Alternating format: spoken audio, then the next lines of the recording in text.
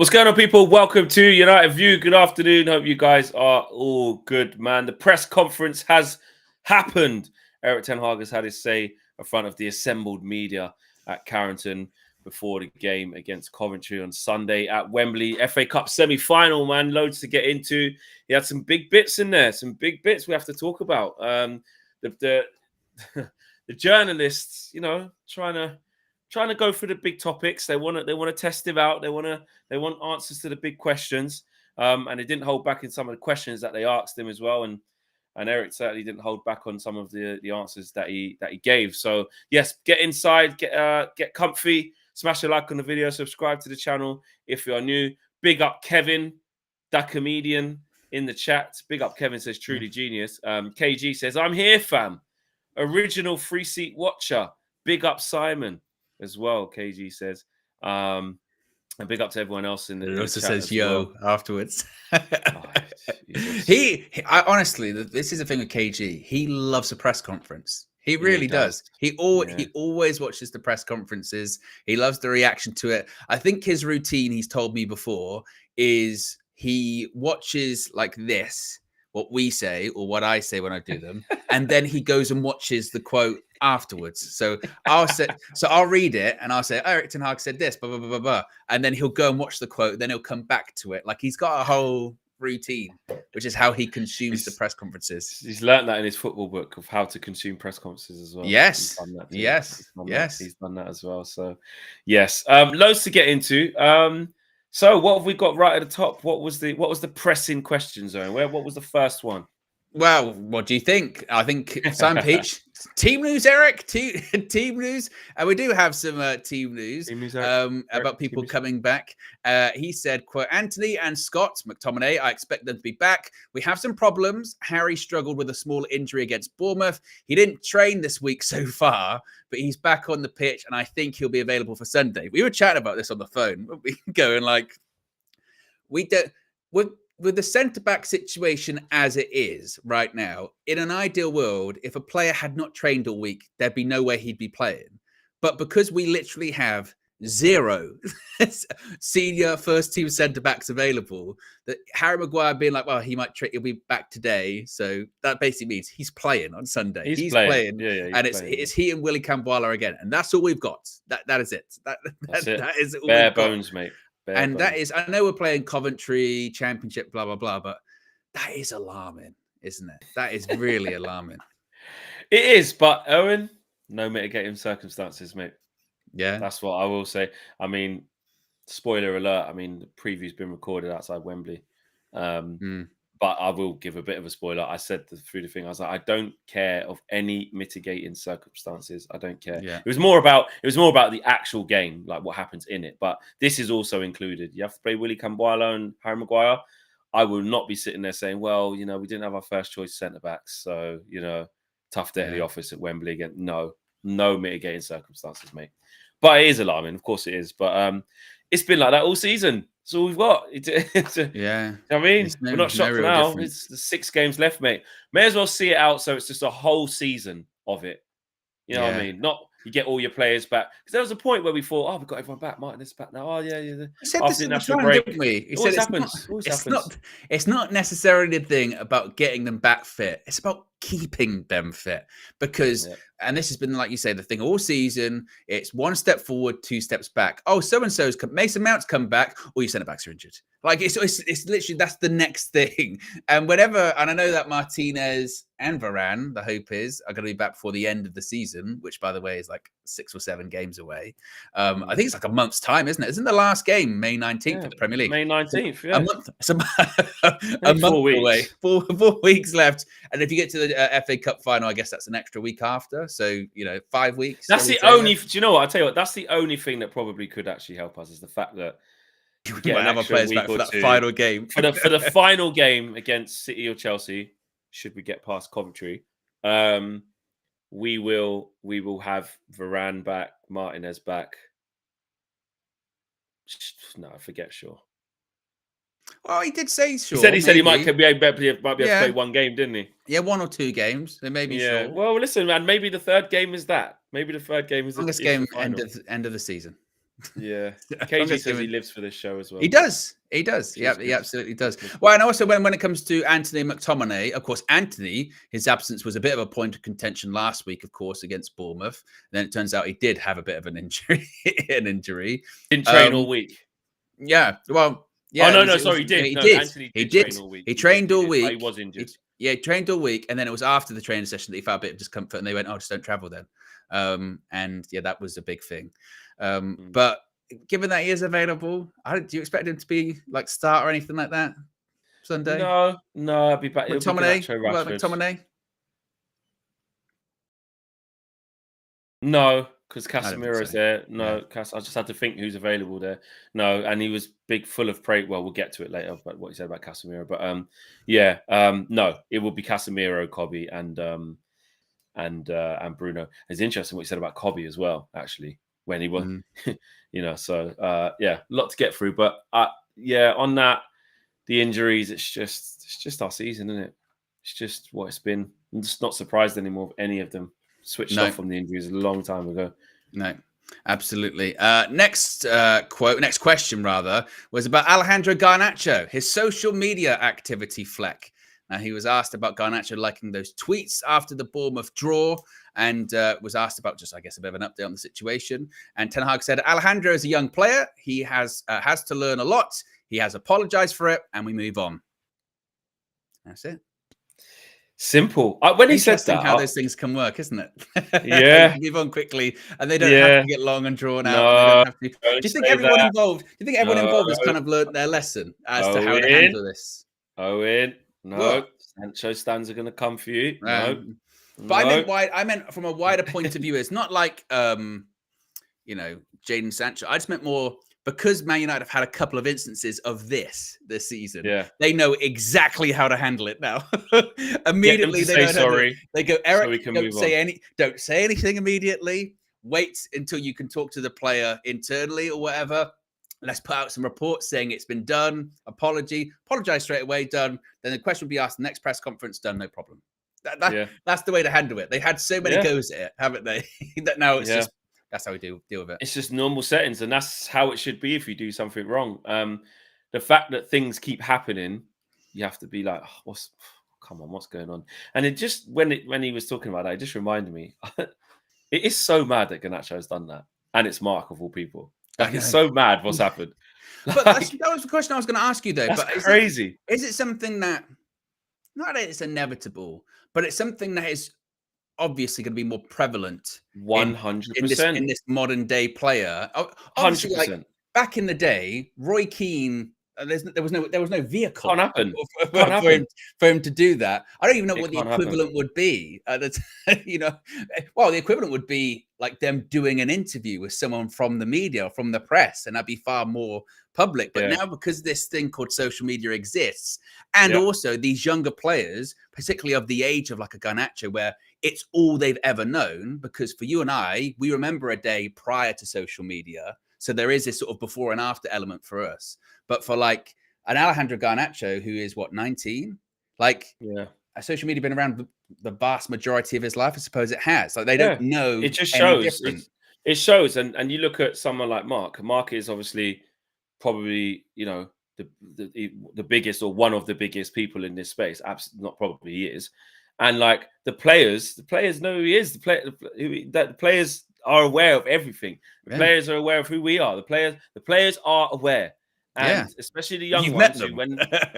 Exactly, and especially the young players, especially them. As soon as they get out of the game onto the coach, or even probably as soon as they get into the dressing room, bro. You see, remember see that straight on like the All or Nothing documentaries, whatever. Yeah, they're straight on there, bro. Straight on there. Yeah. And this is the thing, for good or for bad. You could have had an amazing game, and you can't wait to get on there to just see people gassing you up. What memes have people made of me? What edits have people made? Who's posted my stats? Like who's got my take-ons, who's got my XG, who's done all this, who's made a video about me and it's got the sick tune in the background and I can repost it or I can look at it or just fill my head. Just fill my head. Yeah. Not even that, just the messages. The messages from people you know. I can't believe you're taking off, mate. All of that stuff. That's in you exactly. So the people close to you actually got your number. They go, "What's going on? Tell this person that." Rah, rah, rah. Then when it's bad, they also go on there. I know I've played shit. Oh, how badly is it out there? Mm, What's social media saying? What's Twitter saying? Am I yeah, trending? You know, all of this stuff. Then your close ones are saying, "Oh, don't worry, you'll be fine." It's a lot. It's a lot, and it's one of the. It's one of the real good things about football, but definitely also one of the bad things about modern day football because it does have mm, a lot of positives. They can reach their fans in ways that they never could back in the day, and you can be involved in things and help people. It's huge. However, the bad side to it is if you're not ready for that type of scrutiny, yeah, for good or for bad, you're done. You're done. And yeah, then like that, if you're going and liking tweets like that, it's the wrong. It's always going to be the wrong vehicle because obviously yeah, Mark yeah, he didn't agree with Eric taking him off, and you're basically co-signing that. So you're saying, yeah, man just shouldn't have taken me off. It's bullshit. Fucking mm. no. That's not how you conduct yourself as a professional. But with social media and everything at your fingertip, probably liked it by accident. To be honest, probably just scrolling just because you're on Well, I it. think You're you on like the two. I think you like two. So I don't think it was an all right. accident. It wasn't an accident. I No, think just a general rule of thumb: just don't like anything positive or negative after the game. You know what I 100%. mean? 100%. General rule of thumb because it just, But I sort of not, and this isn't us defending obviously what Garnacho did, but I think it's more just of a highlight of like things have changed for the modern player. You and I, maybe we can't understand it, we may not like it or whatever. Or certainly people that are older than us will be like, no, because you always look to like use the example of your Roy Keanes, your Brian Robsons, don't you? Have like that, they'd have never. Well, of We course wouldn't they have would done never it. because it wasn't around. Yeah, You know what I they couldn't mean? have. They couldn't Yeah, have. But if they'd have grown up with that's all that they know, then maybe their perception of it is a bit skewed. I don't know. But either way, it's just not the thing to do, is it? But the positive involved in all of this is that Ten Hag says, he's apologized for it. They've moved on. It's not a big issue. And that was all the reports said at the time, didn't they? They said that it was such a non-issue and it covered very, very quickly. So yeah. wasn't a And problem so it at all. should. They'll be annoyed. They'll be like, for God's sake, Garnacho, why have Yeah, you done why? that? Exactly. That's You what know you what I just mean? like. Why? And of course, Exactly. on top of that, there's the stuff with the Rasmus Højlund interview as well. They'd just be like, just don't give us that headache. Why have you done that? Yeah, Would have been annoying. exactly. Exactly. John James, been a member for 15 months, says social media is so bad for professional footballers. They feed off too many people and react to the club and manager. Sir Alex wouldn't have had it. It would have been very interesting. I mean, Sir Alex Ferguson, towards the end of his tenure, was only really started to sort of explode, wasn't it? Social media, so he didn't have to Yeah, didn't manage have with to it. do It would be very interesting to see how he would have. Would it have even been possible for him to keep that kind of vice-like I was just grip about to say that. We're very on? quick to say, like, he wouldn't have done Yeah, this or he wouldn't have done that. But if he had to manage in a whole different era, he I might not don't have been know any able man, to. even Pep Guardiola, I don't know any manager in this current climate that has their squad just a blanket. You're not on social media or you're I not. remember there have been, for all managers, I remember Pep a couple of times, he's been asked things that players have said or done on social media in his press Yeah. conferences, and he goes, I don't know about that. Yeah. He has a blanket. Yeah. Yeah, because sometimes that happens. So yeah, it's that is the world of the modern player, certainly. The next question was about frustrations this season, Flex. Frustrations. Some of the frustrations of fans, some of the frustrations maybe of some of the players as well. So Eric Ten Hag's frustrations with results and performances. Eric Ten Hag said, quote, yes, of course, we want to win every game. So when we don't win, we are disappointed. We are frustrated, but we know we also can beat the best teams. We drew twice against Liverpool, beat them in the FA Cup. We played very good against Chelsea. When we play to our levels, we can achieve really high highs. Last season was last season.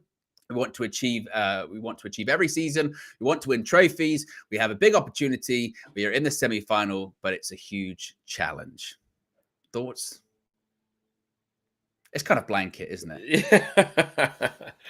it just got to be, just blanket. Just he's not gonna go too far in, is he? He's not in No, these press and that's conferences. yeah. What do you This is what expect we him to always say? say, isn't it? This is what we always say with these press conferences. So you must be disappointed. It's been a disappointing season. Yeah, Yeah. yeah, it has been. And every single time, to be fair, through a lot of these questions, I did notice, with no spoilers, but it's part of this anyway. He did find a way to always reference like with what we faced this year. Yeah, and he always brings up the always injuries. bring it up. Yeah. So we know where he stands with that. And it is just about, we've got a big opportunity for the semi-final. That's it. There's loads of frustrations. We've had to face loads of shit. We haven't been good on top of that. But that's all you can say, really, isn't it? It's about the FA Cup final now, or semi-final, should I say? Yeah, and hopefully trying to win a trophy and get to another final, because he can have that, can't he? He can go, well, I've got to, if he gets to the FA Cup final, he goes, well, I've got 3 finals in 2 seasons. Not bad going. If he wins a trophy, he'd be like, I've won a trophy in each of my seasons at Manchester United. It's not bad going. If he does win that, it does change things slightly. I do think. Well, it's something that he can certainly hold on to, isn't it? Yeah, absolutely. And it depends if we get there, who we play. I mean, with City going out of the Champions League this season, I'm sure they're going to be this week as well. Yeah, just me and Chelsea will be looking there. Let's go. Maybe, you never know. Chelsea have done all right. They've done all right against the City. They've done all right. But the weird Chelsea thing is, are known for bottling it, though, aren't they? Chelsea they can are. bottle it. But also, though, we can say, look, if you're going to give us, if we could choose an opponent, who would you choose, Man City or Chelsea? Obviously, you're going to choose Chelsea every day of the week, yeah. But it's a proper 50-50 game, that. Like, which obviously helps. It helps because, we saw how we played against them last time. I was going to say, I don't know. We've played them twice, and in both of them we've played. At Old Trafford, we deserved to win. At Stamford Bridge, we didn't deserve to lose. Certainly. Yeah, we didn't. I don't know if we deserved to win. At Wembley, the occasion, Cole Palmer's doing his thing that's now. But that is when you'd go. That is when you'd go. That is something we would have over that Chelsea team, where you go, well, we've got more experience of winning a trophy at Wembley than that group of players. It's their first. Yeah, it's literally their first thing on the pitch, and they're so young; it'll be their first ever. And it's like, woof. Although and then Carabao Cup earlier on the season, they proper bottled it against Liverpool at Wembley, where facing a young. But they played well. They had the chances. But they bottled it. They absolutely bottled it. Well, especially when the young players came on. So, but look, we got to get there first. And not worry about all of that as well. If you haven't already, click the like button. Be sure to subscribe, bottom right-hand corner, whilst you're at it. I'm sure this question, Flex, won't be divisive at all. I'm sure we won't have any problems. I'm sure people will react totally normal and naturally to this, because he was asked about Jaden Sancho and Jaden Sancho's performances in the Champions League, particularly with Dortmund reaching the semi-final. Erik ten Hag said, quote, "We know he is a fantastic player. That is not a surprise. That is not the issue." That's not the issue. We know what the issue is. The issue is he didn't say sorry. You shouldn't have done that. Well, cussed me in public and he didn't say sorry. And also as well, it won't make a difference. I was going to say maybe that will sort of soften the blow of some people that think that Sancho has been incredibly wronged or what have you, because he's being partially complimentary to him. He could just go, "That's not the issue. I don't want to talk about it." But he's gone. He's a fantastic player.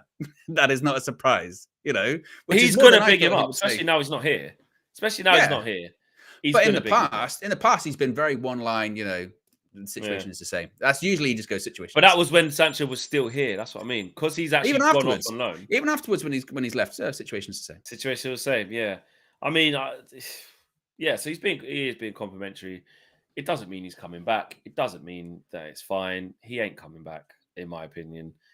He's just being polite. He's just being polite, and again, probably a bit happy because the more things that Sancho does and ticks off the list, Man United get more money. So. And he's happy for him.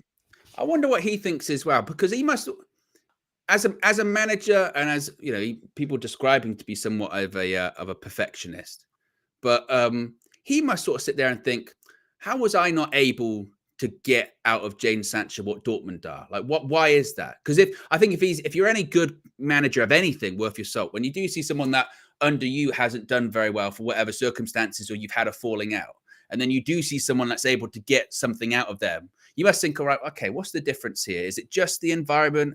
Is it my approach versus their approach? Is it, in the case of Dortmund, a bit of a pre-existing relationship between the coach and the player? Probably something there as well. He must think that to himself. He must. I think, there's definitely an element of that, because it hasn't worked and he wants to you think he'd be searching for the reasons why. I do agree with that. But also I do think there's another side to it where he will go, but I know him. I've seen him in training week in, week out.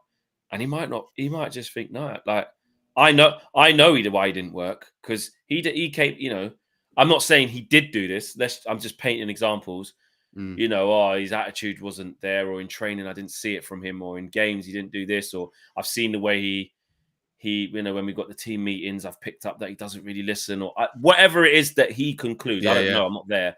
I'm just making examples up. But he also will be very aware of things that Jaden has done that's contributed to it not working.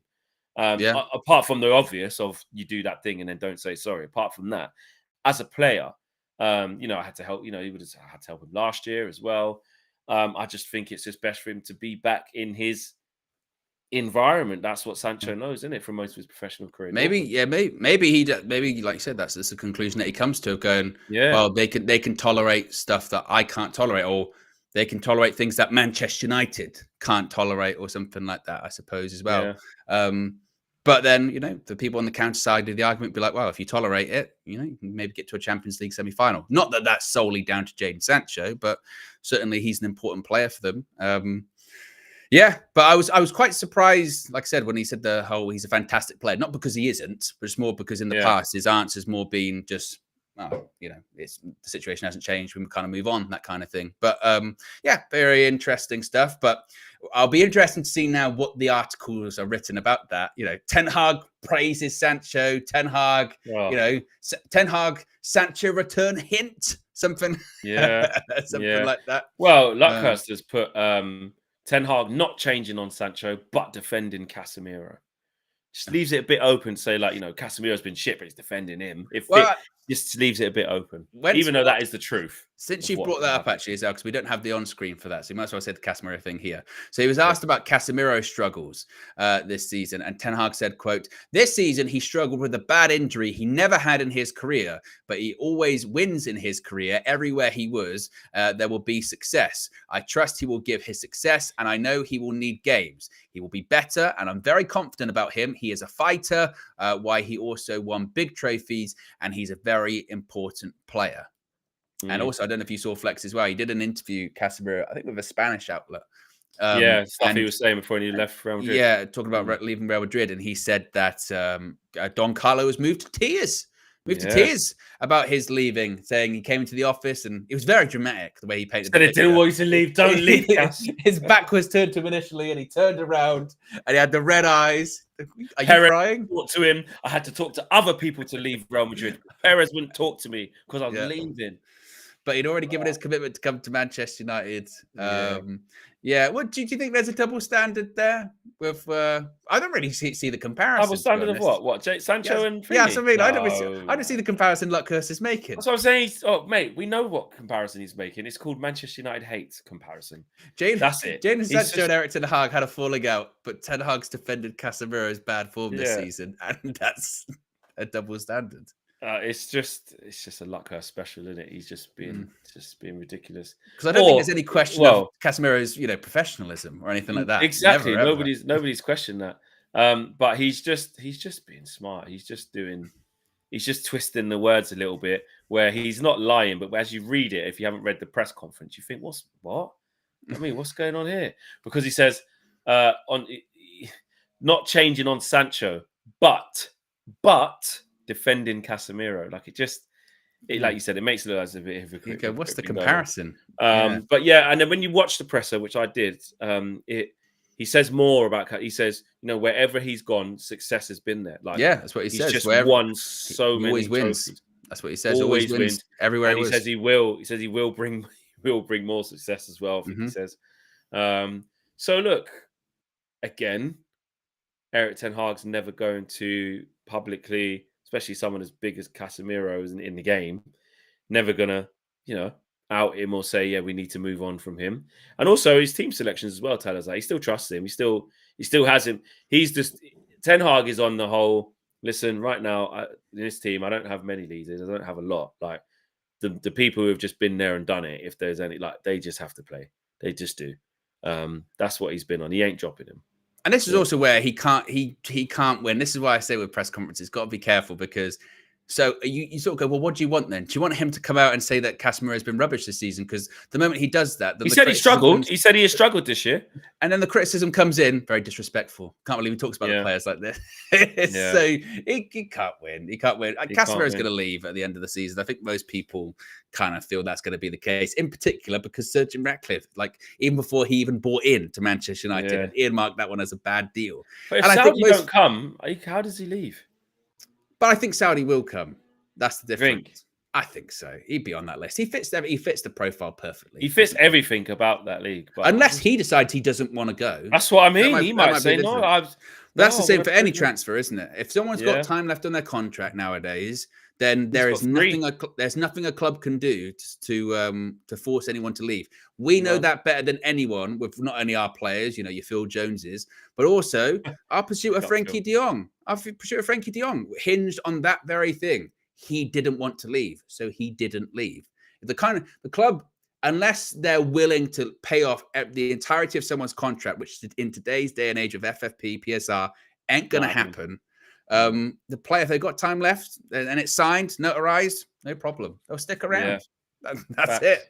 That's it. We had an agreement in principle with Frankie. Everything was done. He's just waiting on him, and he said no. I'm not going anywhere. Simple as. Also, Flex, it's been a big topic actually, just in the world of football in general. But Ten Hag was asked about it, and that is the decision to scrap FA Cup replays from the first round proper. This goes into effect next season. Now, I've got a couple of quotes here. First from Eric Ten Hag when he was asked about it, he said, "It's very sad for the British football culture, but it's also inevitable. It's due to the overload in the schedule that's dictated by FIFA and UEFA." Now, we also do have a quote from Mark Robbins, who, of course, is the manager of Coventry, former Manchester United player as well.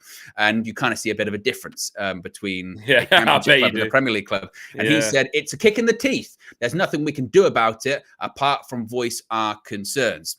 Now, the FA did release a statement earlier on today as well, Flex, because obviously once this was announced yesterday, there was quite a lot of pushback to this. So they said the following. They said, "We have listened to the concerns expressed over the last 24 hours and would like to outline the approval process which was undertaken for the 24-25 professional game football calendar. We have been discussing the calendar for the 24-25 season with the Premier League and the EFL for well over a year. Removing Emirates FA Cup replays was discussed in the early meetings, and all parties accepted that they could not continue. The discussions then focused on how to make all of our competition stronger, despite having fewer dates available and wanting to maintain player welfare. The changes to the Emirates FA Cup achieve this by returning it to a weekend competition on every round and ensuring that we have exclusive broadcast slots in an increasingly congested calendar. To clarify, we have also increased the number of Emirates FA Cup matches that will be broadcast in the early rounds, which will lead to additional guaranteed broadcast revenue for EFL and National League teams. Additionally, we review the prize money annually for the competition, together with representatives from the EFL and Premier League, and will do the same for the 24-25 season. The calendar for next season was approved by the Professional Game Board, which consists of 4 EFL representatives and 4 Premier League representatives last month, and then by the FA Board, which includes the Premier League, EFL, National Game, and grassroots representation. This is the process we undergo every year to approve the calendar. We understand the concerns expressed over the last 24 hours, and we will be sharing more details with clubs very shortly to explain the additional revenue opportunities in the early rounds. We will keep this under review as the new calendar begins to ensure that the EFL and National League clubs do not lose out, because this is basically the crux of the argument here. The crux of the argument is that the big teams, particularly the elite teams in the Premier League, are saying that the games are too many, our players are breaking down, we can't keep up with it. And then you've got the EFL teams, and particularly the teams as you get lower down the football pyramid, saying, we need these replays. We need them to survive. If you cut off these replays, you cut off an opportunity, not guaranteed, but an opportunity at broadcast revenue for us, which could be the difference between us operating and going out of business, going into administration. So the perception is that the FA have somewhat crumbled to the elite in the Premier League, because that's really where the money is. That's kind of the crux of the argument, isn't it? Which they have. That's in my opinion. I think this is the FA not having the backbone to push back to FIFA and UEFA to say no, because even in rounds 1 to 3, the big teams aren't even there. The big teams aren't even there. Premier League teams come in at what, round 3? Round 3, yeah. So why, if bloody Yeovil, if Harrow and Wealdstone make it to the FA Cup proper, which is extremely difficult for them to do, by the way, if they make it to round 1, they have to go through like 6 qualifying extra rounds. preliminary. It's insane. And in amateur football, I've played in the extra preliminary rounds of the FA Cup. Yeah, me too. Yeah, and scored, and it was one of the best feelings ever. Like, you know, and just to know that technically if you keep winning, if I win 14 more games, I can get to round 1. Yeah, there is a route, but. Because those games, by the way, because the third round's in like January, like the preliminary rounds, they kick off like August, July. It's and crazy. if you play a decent level of like semi-pro, the teams get really hard really quick. Like preliminary round 4 and 3 and that. You play against people, you just think, well, they're pro. Well, you can't. Can't do that. And then they can't get near like, you know, Conference South or Conference North, and then Conference North. Can't really get near League 2, League 1, and so on and so forth. That's how the pyramid works. Yeah. Who would have thought? So for me, if you say that the Premier League teams aren't even in it till till round 3, it doesn't even concern them till then. So why on earth would you get rid of it doesn't even affect these big teams that are fucking complaining about this. From round 1, from round 1, they're saying the replays would be scrapped from once you get into basically the FA Cup proper. And you're right. I think what it's really come down to is there an overload of the fixture calendar? Of course there is, but that comes from UEFA. That comes from FIFA. I mean, FIFA are expanding the Club World Cup. I mean, there was the thing about Arsenal not making it into it whenever it starts in 2025 or something like that. There's the Nations League, which is the biggest pile of bullshit in the world. What's the point of that? These international the Champions League. UEFA, they're adding more teams into the Champions Leagues. We a couple of seasons ago, the Europa Conference League didn't even exist because they're adding more competitions in because they've got to have more games, more broadcast revenue. So why can't the FA push back to UEFA and FIFA and go, why is it upon us to cut our games? Why are you adding more games? And that's got to come off our games because the potential is you could kill off a football club doing it. I mean, the truth is nobody cares. You could say that's dramatic, but that is quite literally an FA Cup, let's say, third round replay of Barrow against Manchester United and them going to Manchester United or Manchester United going to Barrow could be the difference between them staying in business and not being in business. And I know that for the elite players or, like I said, the elite clubs, they're just like, well, our players, they're getting run down. But it's like old like first world problems, isn't it? It's sort of go, well, you've got all this money and we don't have any. We should go out of business. Look at bottom of League 2, yeah. So they're going to go back to National League. Yeah. They go back to the National League. Forest Green are rock bottom, right? They're relegated already, pretty much, right? Sutton United are just above them. You've got Salford City in there as well. But let's just say Forest Green. Let's say they, in round 1 of the FA Cup, managed to draw someone in the Championship. Yeah. Let's say they managed to draw Sheffield Wednesday. Yeah. Yeah. Do you know how big that is for Barrow if they held on at Barrow and got a draw, and then they can go to Hillsborough to face Sheffield Wednesday with 20,000 fans there? Like, or even teams that are in, because it's not like as if now there aren't big teams in like League One or something ridiculous. Like Charlton are in League One and that, isn't it? Yeah, there's ex-Premier League teams that you get Portsmouth, Derby County, Bolton are in League One. They're big. Wigan, there are big teams there, and that's the lifeblood. And also these teams that play in the Derby are second. These teams that play in the EFL or they even play in the National League. It's not as if they don't play a lot of games as well. They do. They play. If you're in the National League or EFL, you are playing essentially once every 3 days for pretty much the whole season. The whole season. They play a ton of games. And also, particularly as you get a bit higher up, you get some teams. There's more teams in the league. Like again, if you're a team like, I use Barrow as the example because I've been around that part of the world.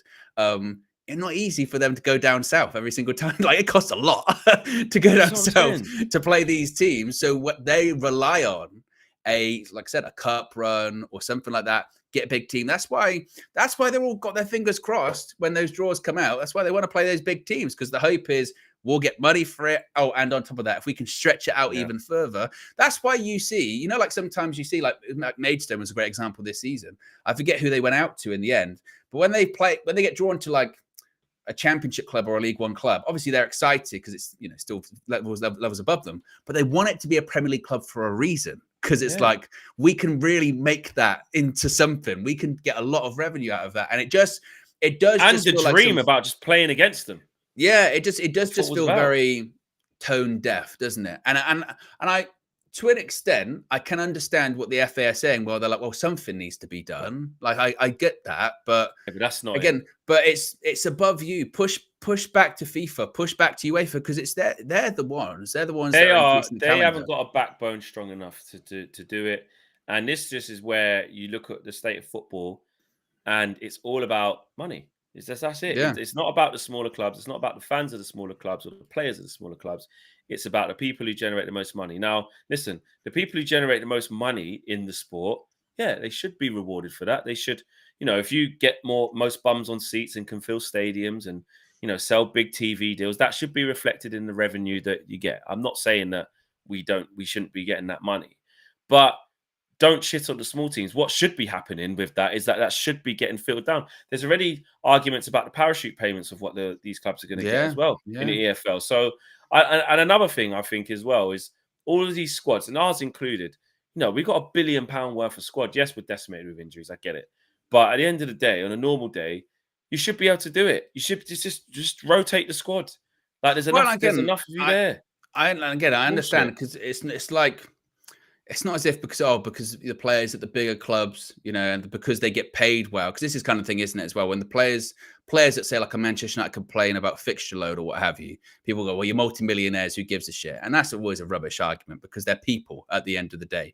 But that is when you get into, well, that is a proper above level governing body problem. And what the concerning thing involved in all of this is decisions made by people that have really nothing to do with like what happens day to day on a football pitch. They've never stepped on a football pitch. I remember seeing Gianni Infantino even try and kick a ball. Have you ever seen that, by the way, as well? You can't do it. Clue. He's more interested in Salt Bay getting on the pitch at a World Cup final, because that's all they care about. They care about fame and money. They don't care what happens to teams in the EFL or in the National League or anything like that. That's part of the problem. Don't give a shit. And again, it's not to gloss over fixture congestion being a problem in football, because it is. Some of the demands that are put on football players, we've seen it across the Premier League this season, decimated by injuries. Man United aren't alone in that.